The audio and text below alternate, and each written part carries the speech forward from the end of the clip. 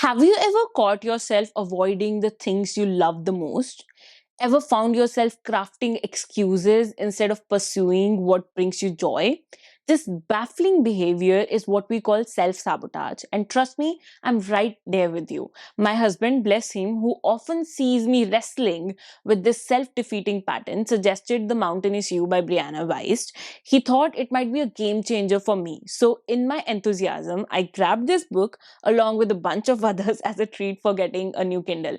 Now, every self help book revolves around a central transformative idea. In The Mountain Is You, it's about understanding how our emotions, often seeking comfort, can mislead us, especially when we attempt to break out of our comfort zones.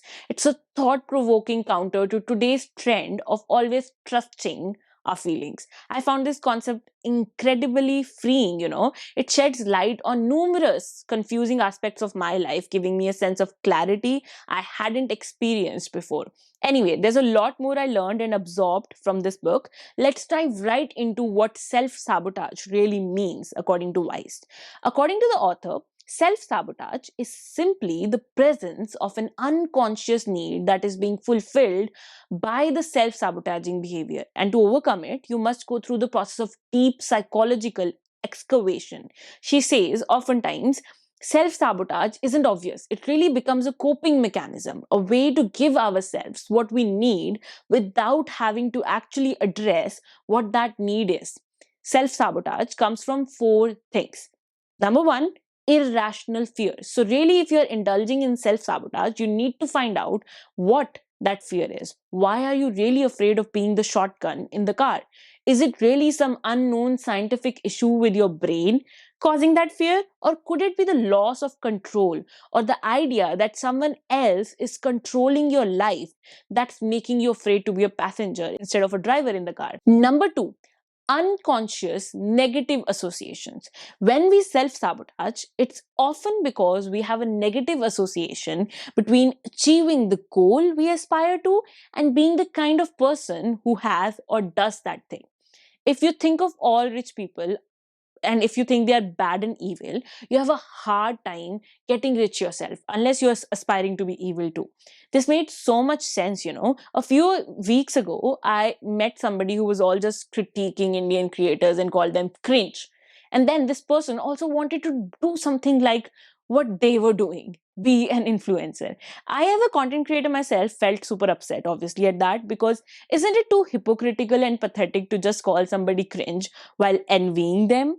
And that's why this made sense to me, this idea that when we self sabotage, it's because we inherently have a negative feeling towards what we are trying to achieve. In order to fix this situation, you have to challenge your pre existing ideas about the person you're trying to become or the thing you're trying to achieve. Number three, self sabotage also comes from what's unfamiliar, because anything that's not familiar will not be comfortable, and our brain is hardwired to seek comfort. And number four, your belief systems. What you believe about your life is what you will make true about your life. It's the idea that maybe your personality today has become so because you believe so. Maybe you are not an anxious person at all. You just started to believe yourself to be, and now you are. To truly heal from that, you will need to change what you think. You will have to become conscious of your beliefs and start shifting your mindset. What does self sabotage look like? Recognizing self sabotage in our behavior is crucial. Weiss points out various forms it can take. So, what are these behaviors and patterns that are typically indicative of self sabotage? Number one, resistance. When you have a new project or thing to do and you simply can't get yourself to do it, a shocking point that made so much sense in this book was how we often resist when things are going right, not when things are going wrong.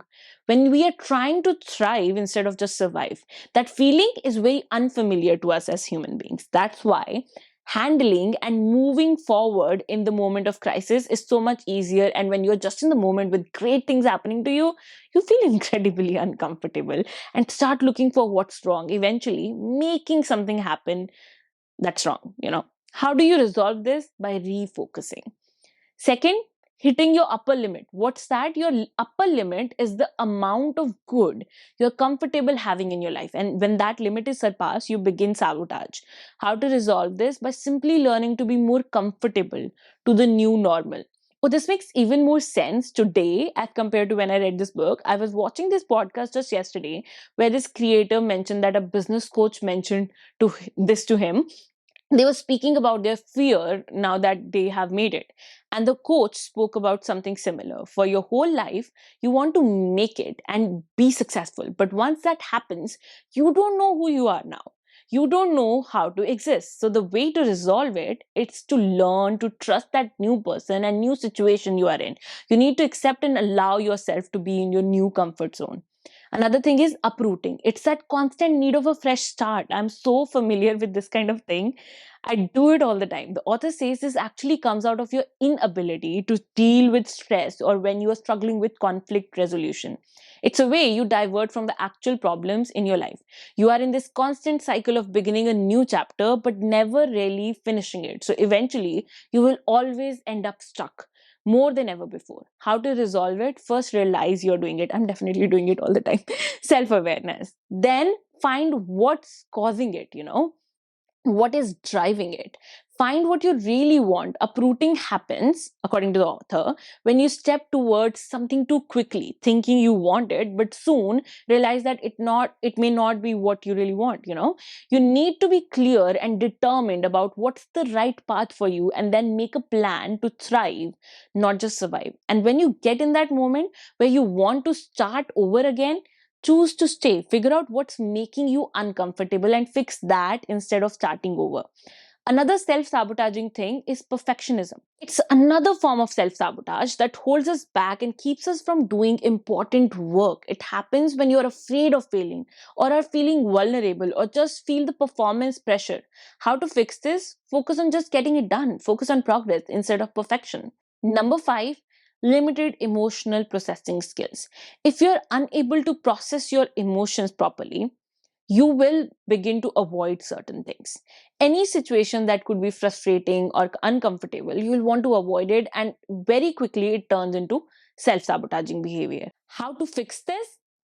Get clear on what happened. Why are you so upset, or why is this bothering you? Validate your feelings that anybody in your situation would feel this way. You are not the problem. And then determine course correction. How do you want to react next time a similar situation arises? Another thing is justification. It's how you find ways to avoid working on your goals and dreams, how not to do it, to fix it.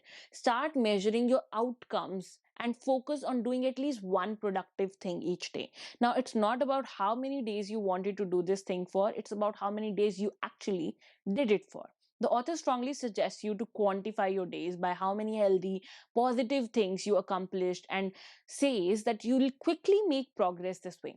I actually started doing this myself. I bought this to-do list pads and write 17 things I want to do each day. These are the same 17 things and are not the regular to-do list, that's separate. These are 17 changes I need in myself or things I want to do for the next chapter in my life. At the end of each day, I check mark the ones I did and give myself a score.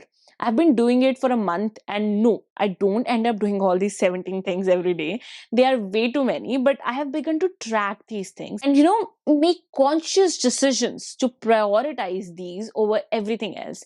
That's some positive difference there. And it all started because of this amazing book. Another form of self sabotage can be observed in completely disorganized spaces. The author says without cleanliness, we create fewer opportunities for ourselves. Nothing positive or beautiful flows from chaos. She explains that the reason we often self sabotage through disorganization is because when things are clean and organized, it gives us an uneasy feeling. We try to avoid that feeling because that means now everything is all in order. It's time for us to step out and work on our goals. That's uncomfortable.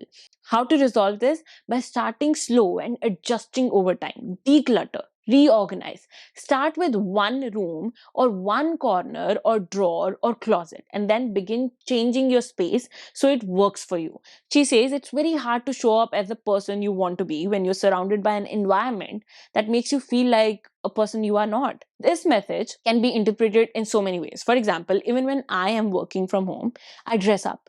Yes, I wear pants instead of pajamas, even when my legs won't be visible during the Zoom calls.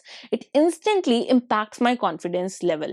It's quite a similar idea, I think. If you are a creative person looking to be more creative, surround yourself with creativity inducing things, not messy clothes and garbage that takes all the creativity out of you. Another self sabotaging behavior is attachment to what you really don't want. The author suggests also asking yourself if you really want something. Most often, our dreams are acquired dreams. We pick professions because some relative or friend is picking it. But do you want that too? Do you want that job for real, or is it just a title that's interesting? Do you want that relationship, or is it just the thought of being lonely that's scary?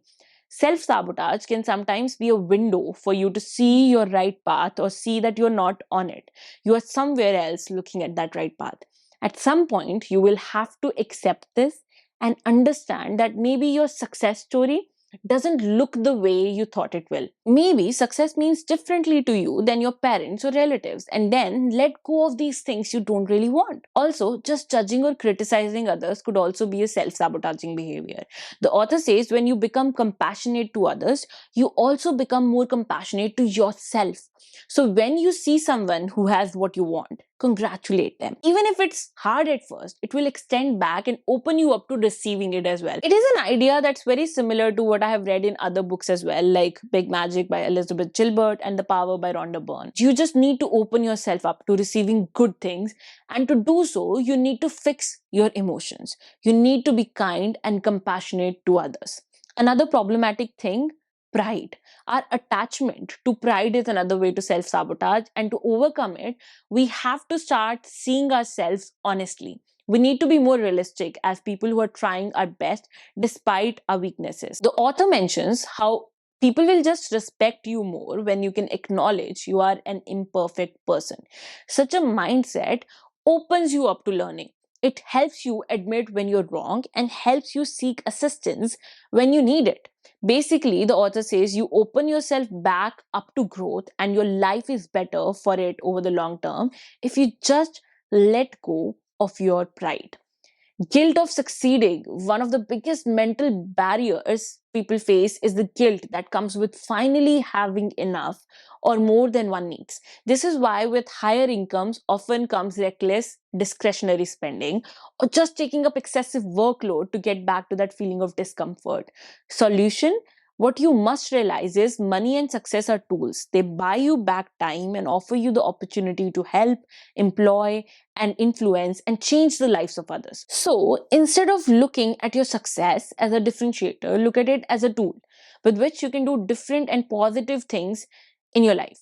Similarly, there are many more ways you can self sabotage or how self sabotage may look like: fear of failure, downplaying your successes in life, unhealthy habits, just maintaining the habits that are actively keeping you away from your goals. We all have a few of those, and no, we should find a way to change them. No, being busy, just distracting ourselves to the point of being completely phased out of your life. We're basically running away from ourselves by being too busy. Spending time with wrong people. The people we spend our time with shape our future, so we must choose them wisely. Build a circle of people who support and inspire you, people with similar goals. I loved what she said in this section of the book. You should leave a get together feeling energized and inspired, not exhausted and angry. Really, quite often and quite obviously, meeting some relatives have always made me feel exhausted and angry. And for quite a long time, I felt it was me, who was the problem. It's the company I was in that was the problem. At least that is what this author says. Worrying about least likely circumstances is also self sabotage. The fears of those worst case scenarios, it wastes your energy like nothing else. The author says instead of just indulging in playing out those worst case scenarios in your mind, consider what might be the message of that fear. What is it telling you? So, yes, all these behaviors and little things we do are all what self sabotage may look like.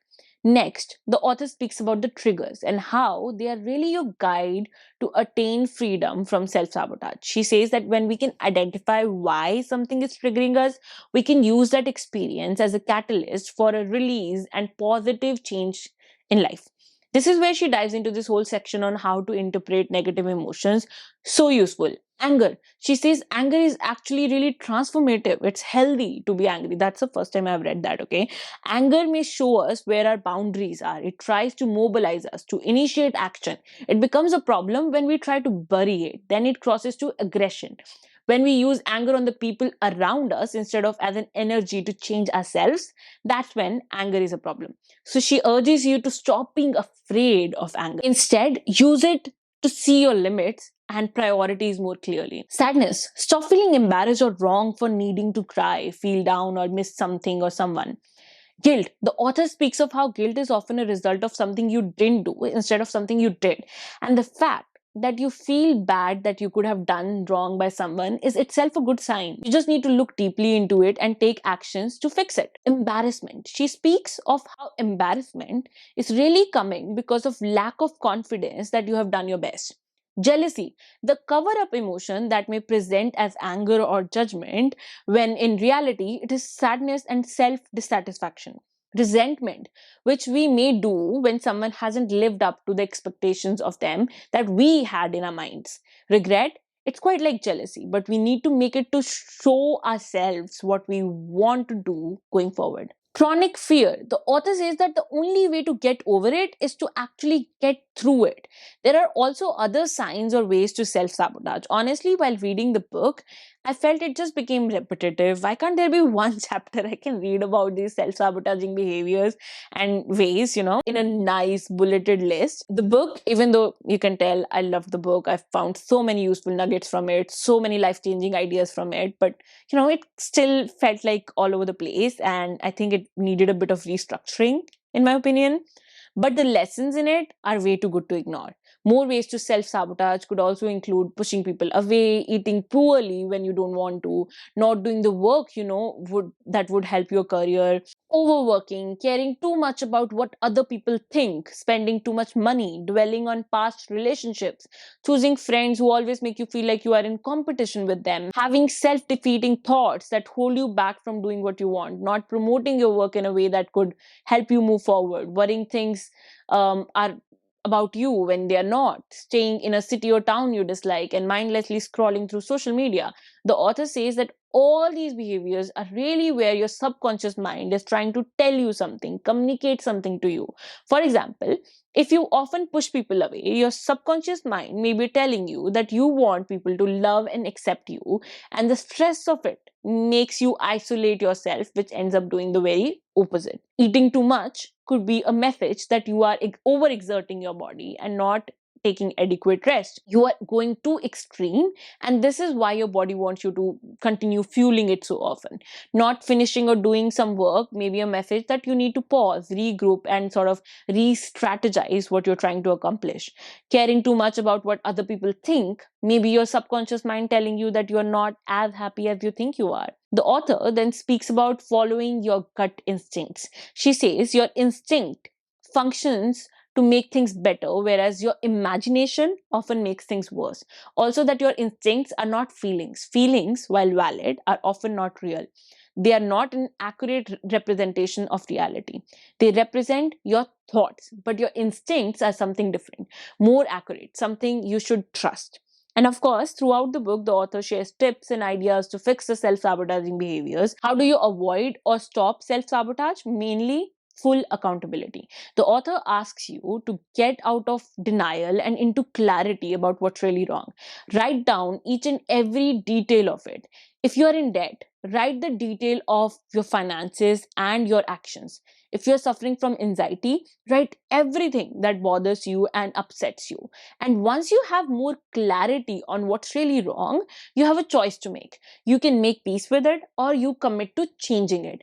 But the author says most people won't change their life until not changing becomes the less comfortable option. Why? Because we're not really wired to be happy. We are wired to be comfortable. We'll always want to do what's comfortable. You will simply not change any of your habits, even if you commit or want to, until you do not have any other choice. The author suggests if you really want to change your life, you'll need to be consumed with rage. within yourself. Get angry, determined, and allow yourself to develop tunnel vision with one and only one thing, that you will stop this self sabotaging behavior and will change. Here she emphasizes the importance of important internal work, digging into yourself, your thoughts, emotions, and behaviors to get solid clarity.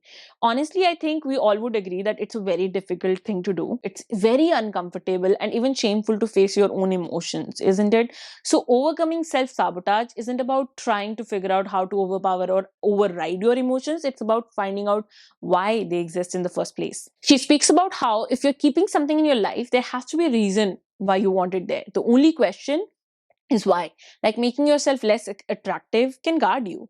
Playing small allows you to avoid scrutiny. Procrastinating puts you back in a place of comfort. Also, building emotional intelligence.